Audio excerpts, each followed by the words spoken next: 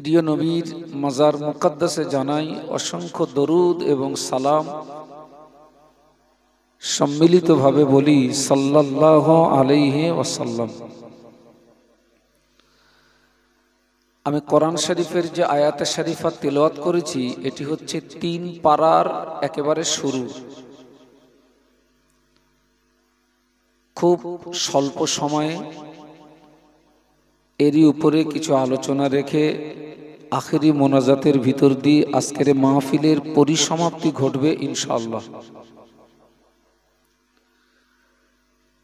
মহান আল্লাহ কোরআনে বললেন, তিলকার রুসুলু ফাদ্দালনা বা'দাহুম আলা বা'দ। যার সহজ সরল অর্থ হলো, মহান আল্লাহ বলছেন ওই সমস্ত রসুল যাদের একজনকে আরেকজনের উপরে আমি প্রাধান্য দিয়েছি, শ্রেষ্ঠত্ব দিয়েছি, মর্যাদা দিয়েছি। একটু বলুন সুবহানাল্লাহ। আর একটু বিস্তার করে বললে আপনাদের বুঝতে সুবিধা হবে। মহান আল্লাহ বললেন ওই সমস্ত রসুল যাদের একজনকে আরেকজনের উপরে আমি প্রাধান্য দিয়েছি, শ্রেষ্ঠত্ব দিয়েছি, মর্যাদা দিয়েছি। তার মানে হচ্ছে আমাদের নবী আসবার আগে এই পৃথিবীতে আল্লাহ পাক যত নবী রাসূল পাঠিয়েছেন, নবীদের দ্বারাই যে অলৌকিক ঘটনাগুলো ঘটে তাকে বলে মুজিজা। কি বলে? মুজিজা। আর ওলিয়ে কামেলদের দ্বারাই যে অলৌকিক ঘটনাগুলো ঘটে তাকে বলে কারামাত। আমি আপনাদেরকে জিজ্ঞাসা করছি, নবীদের দ্বারাই যে অলৌকিক ঘটনাগুলো ঘটে তাকে কি বলে? মুজিজা। আর ওলিয়ে কামেলদের দ্বারাই যে অলৌকিক ঘটনাগুলো ঘটে তাকে বলে কারামাত।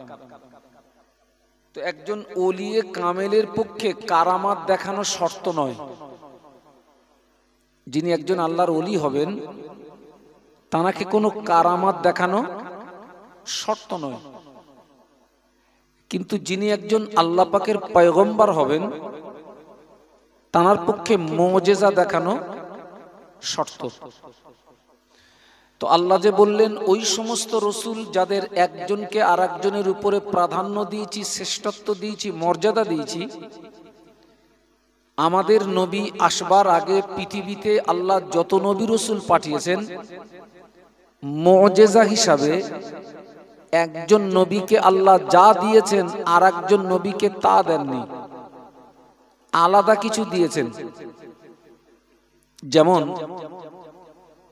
হযরত মুসা আলাইহিস সালাম, মুসা নবীর জমানায় ছিল প্রচন্ড জাদুর প্রভাব। তো আল্লাহ পাক হযরত মুসা আলাইহিস সালামকে দিয়েছিলেন একটি লাঠি, যে লাঠি দরিয়াতে আঘাত করলে রাস্তা তৈরি হতো। বলুন সুবহানাল্লাহ। আবার যে লাঠি জমিনে ফেলে দিলে সাপ হতো। একটু সুবহানাল্লাহ বলা যাবে না? আচ্ছা, এখানে অনেক মুরব্বী মানুষ বসে আছেন, আপনারা জীবনে প্রচুর মাহফিল শুনেছেন। আচ্ছা, আপনারা বলুন তো, আজ পর্যন্ত কোন আলেমের জবান থেকে এরকম কথা শুনেছেন যে অমুক নবীর হাতের লাঠি দরিয়ায় আঘাত মেরেছে, রাস্তা বেরিয়েছে? হযরত মুসা নবী বাদে। বা অমুক নবীর হাতের লাঠি জমিনে ফেলে দিয়েছেন, সাপ হয়েছে? না। এটাই হচ্ছে আল্লাহ মুজিজা হিসাবে একজন নবীকে যা দিয়েছেন আর একজন নবীকে তা দেননি, আলাদা কিছু দিয়েছেন। তবে সবচেয়ে মজার কথা হচ্ছে আমাদের নবী আসবার আগে সারা পৃথিবীতে যত নবী রাসূল আল্লাহ তানাদের মুজিজা হিসাবে যা দিয়েছেন, একা আমাদের নবীকে আল্লাহ সব দিয়েছেন। আর একটু জোরে বলুন। এবং আরো একটা মজার কথা, আমাদের নবীকে আল্লাহ এমন 5টা বিষয় দান করেছেন যা তাম পৃথিবীর অন্য কোন নবী রাসূলকে আল্লাহ দেননি। আর একটু জোরে বলুন। একটুখানি ধৈর্যের পরিচয় দিলে আমি গুটি কত কথা বলবো ইনশাআল্লাহ। আপনারা নিশ্চয়ই শুনেছেন যে আল্লাহ পাক সমস্ত ফেরেশতাদেরকে লক্ষ্য করে বলেছিলেন উসজুদু লি আদম, ও আমার ফেরেশতারা তোমরা আমার আদমের জন্য সেজদা করো। তাফসীর কারকরা লিখেছেন কিবলা রূপী আদমকে সেজদা করো। সেজদা হচ্ছে আল্লাহর জন্য আর কিবলা হচ্ছে নবী আদম। তো আল্লাহ ফেরেশতাদেরকে লক্ষ্য করে বললেন উসজুদু লি আদম, ফেরেশতারা তোমরা আমার আদমকে কি করো? সেজদা করো। তো সমস্ত ফেরেশতা মণ্ডলী আল্লাহ পাকের আদেশ মেনে নিয়ে হযরত নবী আদম আলাইহিস সালামকে সেজদা করেছিলেন। বলুন সুবহানাল্লাহ। মানে আল্লাহ পাক ফেরেশতা দিয়ে আদম নবীকে সেজদা করিয়ে আল্লাহ আদম নবীর সম্মানকে বাড়িয়ে দিয়েছেন। একটু সুবহানাল্লাহ বলা যাবে না? পথ যদি বোঝেন তবে মজা লাগবে।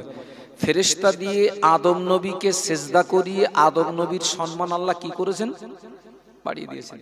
কিন্তু আল্লাহ যে ফেরেশতা দিয়ে আদম নবীকে সেজদা করিয়েছেন এটি ছিল একটা সময়ের সঙ্গে সীমাবদ্ধ। ফেরেশতারা সেজদা করেছেন, সেজদা শেষ, কাজ কমপ্লিট।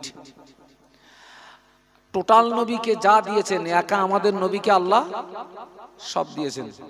আচ্ছা, ওই যে ফেরেশতা দিয়ে আদম নবীকে সেজদা করিয়ে আদম নবীর সম্মান আল্লাহ বাড়িয়ে দিয়েছেন, আমাদের নবীর এই রকম কিছু আছে আপনাদের জানা আছে?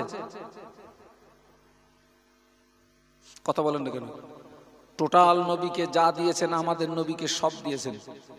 এই দেখুন, ইমাম ফখরুদ্দিন রাজি রহমাতুল্লাহ আলাইহি হুজুর একটা কিতাব লিখেছেন, ওই কিতাবটার নাম হচ্ছে তাফসীরে কবির। কি নাম বলেছি? তাফসীরে কবির, যেটি একটি প্রামাণ্য তাফসীরের কিতাব। যে তাফসীরের কিতাবটি সারা ওয়ার্ল্ডে চলে। হুজুর এর সুন্দর কয়েকটা জবাব দিয়েছেন যে ওই আদম নবীকে ফেরেশতা দিয়ে সেজদা করিয়ে আদম নবীর সম্মান আল্লাহ বাড়িয়ে দিয়েছেন, আমাদের নবীর এই রকম কিছু আছে কিনা তার সুন্দর কয়েকটা জবাব দিয়েছেন। সেই জবাবগুলো আমি আপনাদের শোনাচ্ছি। নাম্বার 1, আল্লাহ পাক কোরআন শরীফের ভিতরে বললেন ইন্নাল্লাহা ওয়া মালাইকাতাহু ইউসাল্লুনা আলান নবী ইয়া আইয়ুহাল্লাযীনা আমানু সাল্লু আলাইহি ওয়া সাল্লিমু তাসলিমা। সকলে একটু জবান খুলে বলুন আল্লাহু আকবার। না হয়নি, আর একটু মহব্বতে। এই আলেম ওলামারা স্টেজে এসে ওয়াজ করার আগে এই কোরআনের এই আয়াতটা পড়ে না? এর বাংলা মানে কি জানেন আপনারা? না। আল্লাহ পাক বলছেন ইন্নাল্লাহা ওয়া মালাইকাতাহু ইউসাল্লুনা আলান নবী ইয়া আইয়ুহাল্লাযীনা আমানু সাল্লু আলাইহি ওয়া সাল্লিমু তাসলিমা। নিশ্চয়ই আল্লাহ পাক স্বয়ং আমাদের নবীর উপরে দরুদের নজরানা প্রেরণ করে। সুবহানাল্লাহ বলতে পারলেন না? ফেরেশতা দিয়ে আল্লাহ সেজদা করিয়েছে কাকে? আদম নবীর সম্মান কি করেছেন?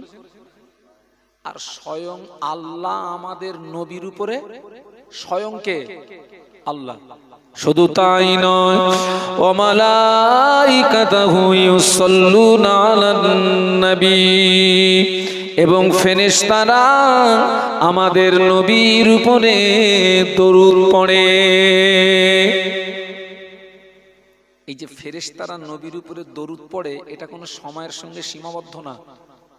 আর স্বয়ং আল্লাহ আমাদের নবীর উপরে দরুদের নজরানা প্রেরণ করেন, এটাও কোনো সময়ের সঙ্গে। একটু মহব্বতে সুবহানাল্লাহ বলা যাবে না? এই যে ফেরেশতারা নবীর প্রতি দরুদ পড়ে প্রতিদিন সকালবেলা আল্লাহ পাক ৭০,০০০ ফেরেশতা নাজিল করেন। ওই ৭০,০০০ ফেরেশতা আল্লাহর নবীর মাজার মুকাদ্দাসের চারিপাশে ঘিরে দাঁড়িয়ে তাদের নূরের ডানাগুলো মেলে দিয়ে আমাদের নবীর উপরে দরুদ পড়ে। কত হাজার ফেরেশতা? 70,000 প্রত্যেক দিন আল্লাহ নাজিল করেন। এই 70,000 ফেরেশতার আল্লাহ রসুলের মাজার মুকাদ্দাসে চারিপাশে ঘিরে দাঁড়িয়ে নূরের ডানাগুলো মেলে দিয়ে আমাদের নবীর উপরে দরুদ পড়ে। এই ফেরেশতাদের সময় হচ্ছে সন্ধ্যা পর্যন্ত, সকাল টু।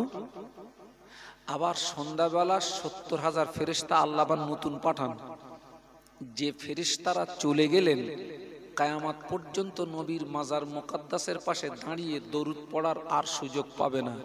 তার মানে হলো ফেরেশতা যতদিন থাকবে, ফেরেশতারা যতদিন থাকবে, ততদিন তারা আমাদের নবীর উপরে দরুদ পড়তে থাকবে।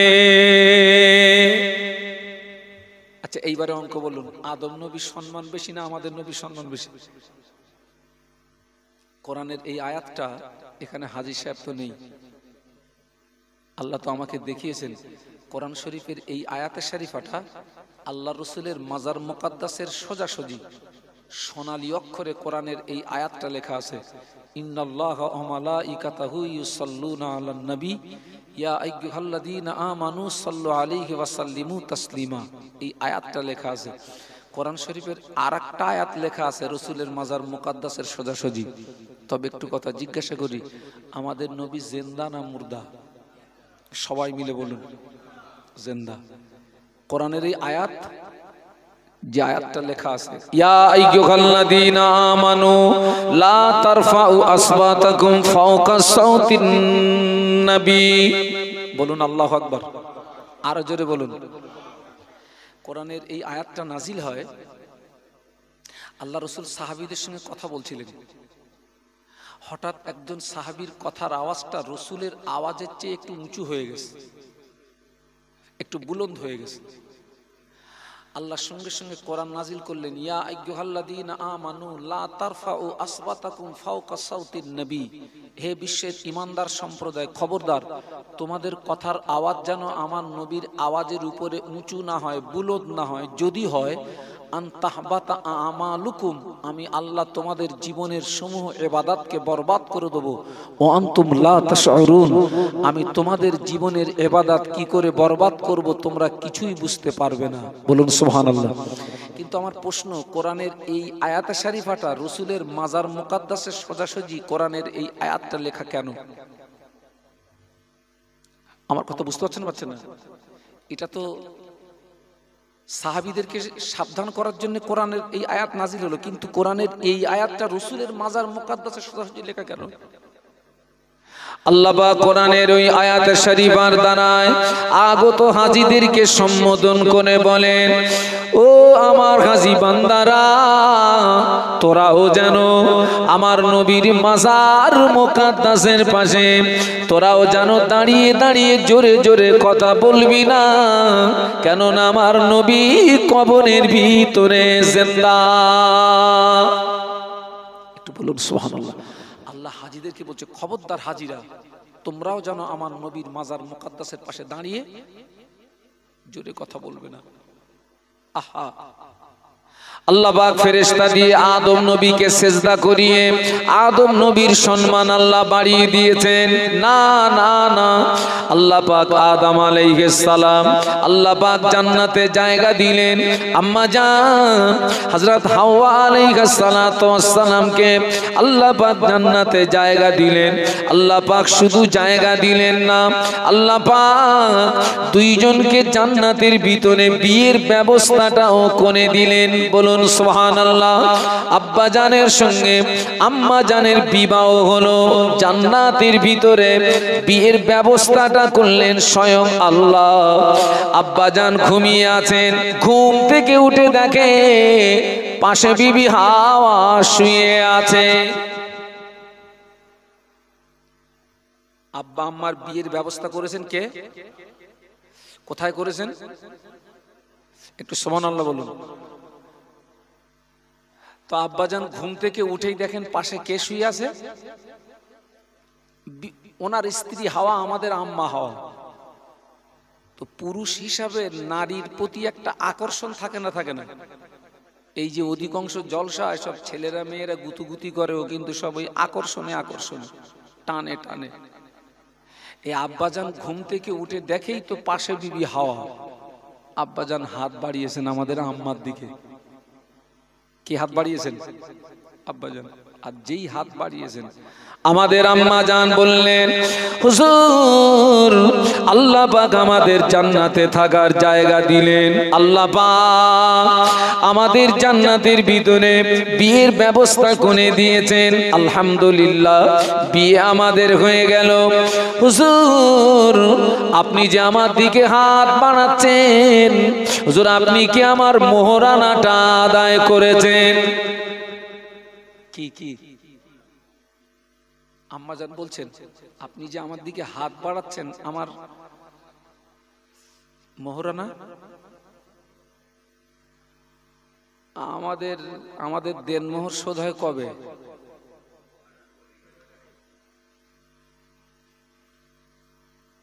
আচ্ছা ভাই, এই আমরা এখানে যারা যারা বসে রয়েছি কার কার দেনমোহর শোধ হয়ে গেছে একটু হাত তোলেন দিন দেখি একটু।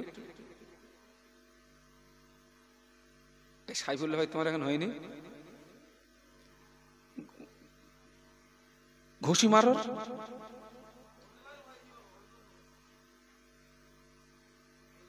বাবা এখন তো সব ছেলেরা সব দেনমোহর বানতেছে বিয়েতে দাম বাড়ানোর জন্য 1,71,652 টাকা 50 পয়সা। ও মাল দেবে বলে মনে হয় না।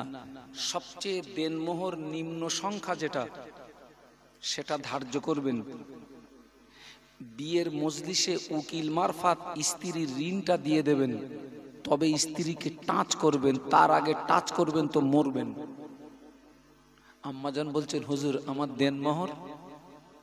আব্বাজানের কাছে টাকা আছে, সোনা আছে, রূপ আছে, জান্নাতে যা কিছু নাজ নিয়ামত একটারও মালিক আদম।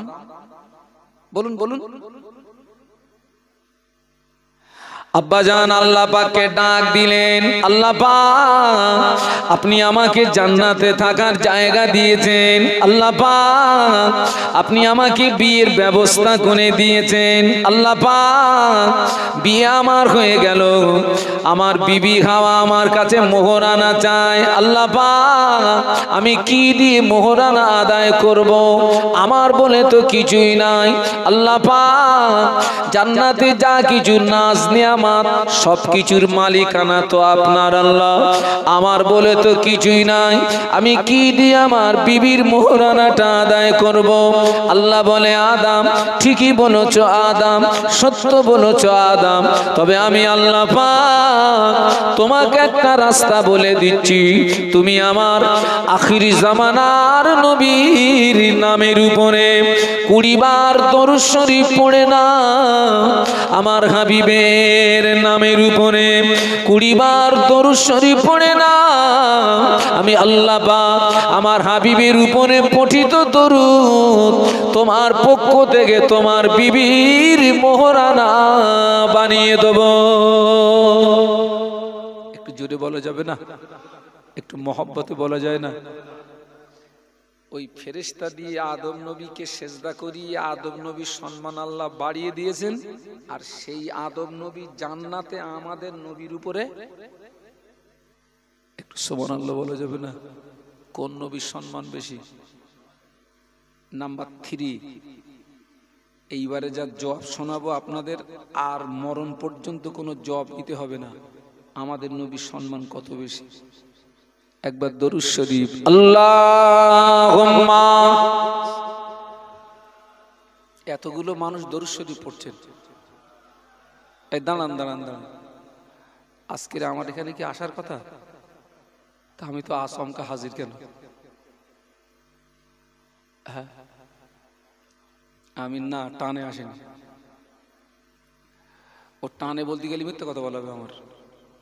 আমি আজকের 3 দিন অসুস্থ, জলসা সব বার করে দিয়েছি, আজকে আমার 2টো জলসা। তো এই বাড়ি বসে রয়েছি, এই আওয়াজ আমার কানে যাচ্ছে, বাড়ি বসে বসে বই পড়ছিলাম, কিচ্ছু ভালো লাগতেছে না। তা মন চাচ্ছে আমি একটু ওই দিক থেকে অন্তত একটুখানি ঘুরিয়ে আসি। তা আমার মফিজুর ভাইয়ের ফোন করলাম, ভাই আমারে চিনতে পারিনি, পরে চিনতে পারলো।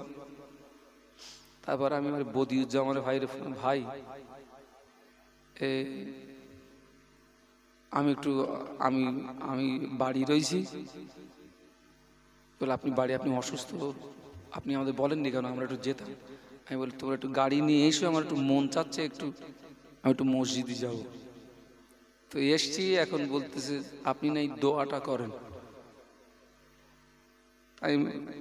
আমি মানে প্রথমে নাকচ করে দিলাম, কিন্তু এইবারে এই পর্যন্ত এসছি, এটা হচ্ছে ভালোবাসার টানে, কিন্তু ওই আগ পর্যন্ত কিন্তু আপনাদের ভালোবাসার টানে না। ও আমি থাকতে পারছিলাম না তাই এসছি। এই পরে যে কথাগুলো হয়েছে তারপরে ভালোবাসার টানে। আমি তো একটা অসুস্থ মানুষ। আমি এখন এই হাজি সাহেবের সঙ্গে আমি গল্প করছিলাম, দুটো জলসা করে বাড়ি আসবো, খুব কম দিলে আমাকে দুটো জলসায় 16,000 টাকা দেবে। আমি তো এইরা মস্ত, সেখানে গিয়েও তো করতে পারতাম। আপনারা একটুখানি চাঙ্গা হন। দরুদ শরীফ আল্লাহুম্মা সাল্লি আলা সাইয়্যিদিনা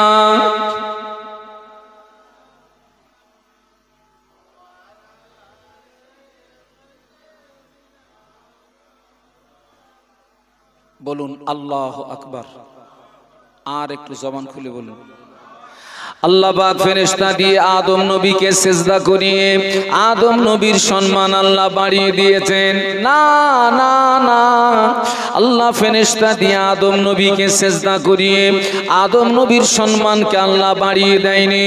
আল্লাহ পাক যখন ফেরেশতা দিয়ে আদম নবীকে সিজদা করিয়েছিলেন, ওই সময় আদম নবীর ললাটে আমাদের নবীর নূর চমকাচ্ছিল।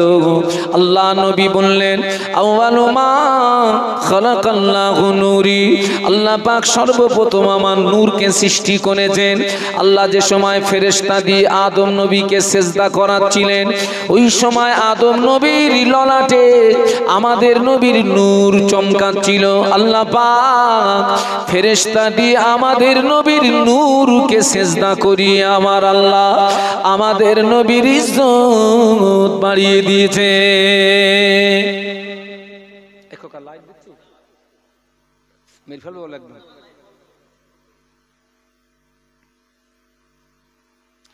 ফেরেশতা দিয়ে যখন আদম নবীকে সিজদা করাচ্ছেন, তখন আদম নবীর ললাটে বলুন বলুন কার নূর? আমাদের নবীর নূর চমকাচ্ছিল। আল্লাহ ফেরেশতা দিয়ে আদম নবীকে সিজদা না, আমাদের নবীর নূরকে সিজদা করি আল্লাহ আমাদের নবীর সম্মান বাড়িয়ে দিয়েছেন। আরো জোরে বলুন। এবারে অঙ্ক বলুন, আদম নবীর সম্মান বেশি না আমাদের নবীর? আগিয়ে চলুন। কোরআন শরীফ সূরা বাকারা আল্লাহ পাক বলছেন, ওয়া আল্লামা আদামাল আসমাআ কুল্লাহা। একটু সুবহানাল্লাহ বলবেন না? আরো জোরে বলুন। আল্লাহ পাক জান্নাতের সমস্ত জিনিসের নাম আল্লাহ আদম নবীকে শিখিয়ে দিলেন। এটার নাম কি? তো আল্লাহ বললেন আদমকে, আদম এটার নাম এই। আর একটা জিনিস দেখি বললেন, আদম এটার নাম এই। এইভাবে জান্নাতের টোটাল জিনিসের নাম আল্লাহ শিখিয়ে দিয়েছেন কাকে? আদম নবীকে। সুম্মা আরাদাহুম আলাল মালাইকাতি ফাকালা আনবিউনি বিআসমাই হাউলাই ইন কুনতুম সাদিকিন। আল্লাহ এরপরে ফেরেশতাদের ডাকলেন, ও আমার মালাইকারা, ও আমার ফেরেশতারা, তোমরা যদি সত্যবাদী হও এই জিনিসের নামগুলো তোমরা বলে দাও। এখানে একটা পার্থক্য দেখুন। আদম নবীকে আল্লাহ জান্নাতের জিনিসের নামগুলো কি করেছেন? শিখিয়ে দিয়েছেন। লেকিন ফেরেশতাদের তো আল্লাহ আদম নবীকে শিখিয়ে দিয়ে ফেরেশতাদেরকে ডেকে বলছে, তোমরা যদি সত্যবাদী হও এই জিনিসের নামগুলো বলে দাও। ফেরেশতারা জবাব দিচ্ছে, ক্বালু সুবহানাকা লা ইলমা লানা ইল্লা মা আল্লামতানা ইন্নাকা আনতাল আলিমুল হাকীম। জবান খুলে বলুন আল্লাহু আকবার। ফেরেশতারা আল্লাহ পাকের পবিত্রতা ঘোষণা করে বললেন, আল্লাহ পাক, ওই জ্ঞান তো আমাদের নাই আল্লাহ, ও জ্ঞান তো তুমি আমাদের দাওনি আল্লাহ। ফেরেশতারা যখন অসমর্থ হয়ে পড়ল, ফেরেশতারা যখন লাজবাব হয়ে পড়ল, আল্লাহ এবারে আদমকে ডেকে বলেন, ও আমার আদম, এই জিনিসের নামগুলো কি তুমি বলতে পারো? ফের আদম আলাইহিস সালাম একটা একটা করে জান্নাতের জিনিসের নামগুলো বলে দিলেন। তার মানে হলো আল্লাহ পাক ফেরেশতাদের সামনে আদম নবীকে দিয়ে জান্নাতের জিনিসের নামগুলো বলিয়ে নিয়ে আল্লাহ পাক আদম নবীর সম্মান বাড়িয়ে দিয়েছে। না না না, কোরআন শরীফ 27 পারা সূরা আর রহমান, আল্লাহ কোরআনে বললেন, আর রহমান আল্লামাল কোরআন খলাকাল ইনসানা আল্লামাহুল বায়ান। আল্লাহ পাক আদম নবীকে জান্নাতের জিনিসের নামগুলো শিখিয়ে দিয়ে ফেরেশতাদের সামনে বলিয়ে দিয়ে আল্লাহ ফেরেশতাদের সামনে আদম নবীর সম্মান বাড়িয়ে দিয়েছেন। কিন্তু না না, আল্লাহ পাক আমাদের নবীর উপরে দয়া পরবশ হয়ে আল্লাহ আমাদের নবীকে গোটা 30 পারা কোরআন পড়িয়ে দিয়েছে। জান্নাতের জিনিসের নামগুলোকে শিখিয়ে দেওয়ার তুলনায় কোরআন পড়িয়ে দেওয়ার মর্যাদা, একটু জোরে বলুন সুবহানাল্লাহ। তার মানে অঙ্ক কষে দেখা যাচ্ছে আমাদের নবীর সম্মান। আল্লাহু আকবার। ও ছেলেরা যুবকেরা, ও ছেলেরা যুবকেরা, ওই নবীর ওসিলায় নবীর তাজিমে তামাম পৃথিবীতে যত নবী রাসূল আল্লাহ পাক অন্য নবীর উম্মত উম্মতিরা কোনো গুনাহ করলে ওই গুনাহটা জনসমক্ষে প্রকাশ হয়ে যেত। ওই গুনাহগুলো তাদের দরওয়াজার গায়ে লেখা উঠতো, এই ব্যক্তিটা অমুক অপরাধের অপরাধী। আল্লাহ পাক আমাদের নবীর তাজিমের খাতিরে আল্লাহ আমাদের অপরাধগুলোকে গোপন রেখে দিয়েছেন। তামাম পৃথিবীতে যত নবী রাসূল তাদের উম্মত উম্মতিরা কোনো গুনাহ করলে সেই গুনাহকে আল্লাহ জনসমক্ষে কি করে দিতেন? আল্লাহ প্রকাশ করে দিতেন। আল্লাহ আমাদের নবীর তাজিমের খাতিরে আল্লাহ আমাদের অপরাধগুলোকে গোপন রেখে দিয়েছেন। একটু সুবহানাল্লাহ, একটু মহব্বতে বলা যায় না? আর একটু জোরে বলুন। তামাম পৃথিবীতে যত নবী রাসূল সমস্ত নবী রাসূলের উম্মতের উপরে নামাজ ফরজ ছিল, সমস্ত নবীর উম্মতের উপরে নামাজ ফরজ ছিল। তবে অন্য নবীর উম্মতদের একটা বিষয় হলো তাদের ইবাদতের জন্য নির্দিষ্ট জায়গাতে যাওয়া লাগতো। নির্দিষ্ট জায়গা ছাড়া অন্য জায়গায় তাদের ইবাদত হবে না। মনে করুন মসজিদ, এই মসজিদ ছাড়া অন্য জায়গায় তারা ইবাদত করতে পারবে না। আল্লাহ পাক আমাদের নবীর তাজিমের খাতিরে সম্মানের খাতিরে আল্লাহ আমাদের জন্য তামাম পৃথিবীর জমিনটা আল্লাহ পাক সিজদার জায়গা করে দিয়েছেন। তামাম পৃথিবীটা আল্লাহ বিশ্ব নবীর জন্য পাক করে দিয়েছেন এবং তার উম্মতের জন্য পাক করে দিয়েছেন, তথা তামাম পৃথিবীর জমিনটা আল্লাহ আমাদের জন্য সিজদার জায়গা করে দিয়েছেন। একটু জোরে বলুন, আর একটু জোরে বলুন।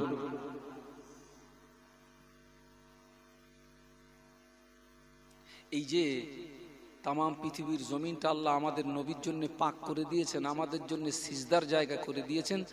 এই অন্য নবীর উম্মতের মতো যদি হতো যে মসজিদ ছাড়া নামাজ হবে না, এই আপনারা সাধারণ মানুষ আমাদের মতন সমাজের দায়িত্বশীল ব্যক্তিদেরও নামাজ কাজা হতো না? হতো না যে মসজিদ ছাড়া নামাজ হবে না। কারণ আমি আমার কথা বলি, আমার লাইফের বহু নামাজ মুম্বাই রোডে আদায় করেছি, আমার লাইফের বহু নামাজ দিল্লি রোডে আদায় করেছি, আমার এক কথায় আমার লাইফের অনেক নামাজ রাস্তায় পড়েছি। কারণ ওই পূর্ব মেদিনীপুর থেকে জলসা করে ফিরছি, দুটো জলসা করে ক্লান্ত হয়ে গেছি, শুয়ে পড়েছি। ড্রাইভারের বলেছি, বাবা যেখানে ফজরের শেষ হতে 15 মিনিট বাকি থাকবে ওই জায়গায় গাড়ি রাখবে, আমার ডেকে দিবে। তো দেখা যাচ্ছে এমন জায়গায় গাড়ি রেখেছে, ডেকেছে, সেখানে কোনো মসজিদও নেই, পানিও নেই, কিচ্ছু নেই। আমার গাড়িতে পাটি আছে, আমার গাড়িতে পানি আছে। এ বাবা পানি দিয়ে উজু করি, গাড়িটা রাখ, রাস্তায় দাঁড়িয়ে গেলাম। আল্লাহু আকবার। এই সুযোগটা, এই সুবিধাটা অন্য নবীর উম্মতের জন্য ছিল না। আল্লাহ আমাদের নবীর ইজ্জতের খাতিরে জমিনটা পাক করে দিয়েছেন। একটু জোরে বলুন। আর অন্য নবীর উম্মতরা গোনা করলে সেই গোনাটা জনসমক্ষে আল্লাহ প্রকাশ করে দিতেন। আমাদের নবীর তাজিমের খাতিরে আল্লাহ আমাদের অপরাধকে কি করেছেন? আল্লাহ গোপন রেখে দিয়েছেন। সেই জন্য ইতিপূর্বেও আমি আপনাদেরকে বলেছি, একটা দোয়া একটু বেশি বেশি করবেন। আল্লাহুম্মা হাসিবনি, মনে নেই? কি বলুন তো? আল্লাহুম্মা হাসিবনি হিসাবান ইয়াসীরা। বাংলা মানে হলো, আল্লাহ কিয়ামতের ময়দানে তুমি আমার হিসাবটাকে সহজ করে দিও। সহজ হিসাব কিরকম? আহা, কিয়ামতের ময়দানে আল্লাহ পাক যে বান্দার হিসাবকে সহজ করবেন বলে মনে করবেন, আল্লাহ পাক মনে করুন এটা হলো হাসরের ময়দান। আল্লাহ পাক যার হিসাবকে সহজ করবেন বলে মনে করবেন, আল্লাহ পাক ওই বান্দাকে এই হাসরের ময়দান তাদের জনসমক্ষ থেকে তুলে নিয়ে ওই বান্দাকে পর্দার আড়ালে নিয়ে যাবে। পর্দার আড়ালে নিয়ে গিয়ে বলবে, বান্দা এই গুনাহটা করেছিলি, বান্দা এই অন্যায়টা করেছিলি, বান্দা এই অপরাধটা করেছিলি, বান্দা। বান্দার মনে পড়ে যাবে, আল্লাহ এই অন্যায়টা আমি করে ফেলেছিলাম, এই গুনাহটা আমি করে ফেলেছিলাম। বান্দার ভয়ে কলিজাটা গলার কাছে চলে আসবে, থরথর করে কাঁপবে। আল্লাহ বলে, বান্দা কাঁদবি না, আজ হাসরের ময়দানে আমি আল্লাহ পাক তোর জীবনের আসমান সমূহ গুনাহগুলো আমি আল্লাহ পাক গোপনে গোপনে গোপনে গোপনে মাফ করে দিলাম। ওমা তৌফিকি ইল্লা বিল্লাহ আলাইহি তাওয়াক্কালতু ওয়া ইলাইহি উনীব। সকলে উঠে দাঁড়ান, সালাম পড়ে নেই। ইয়া নবী সালামুন।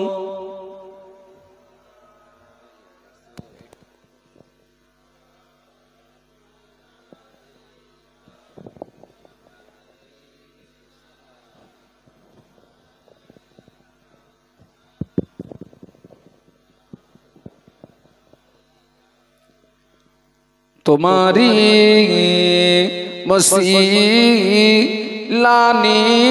मसीलानिया कादिलेन आदाम ओहा হইল মাবুদের দয়া কবুল করিলেন দয়া নবী।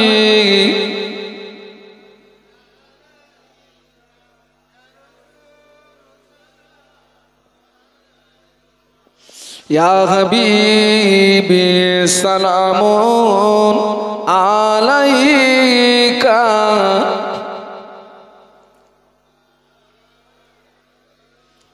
উড়িল আল্লাহর ও বাণী, পোহালো দুঃখ রজনী, হইল জগৎ নুরানী, আমেনার নয়নের মনি। ইয়া নবী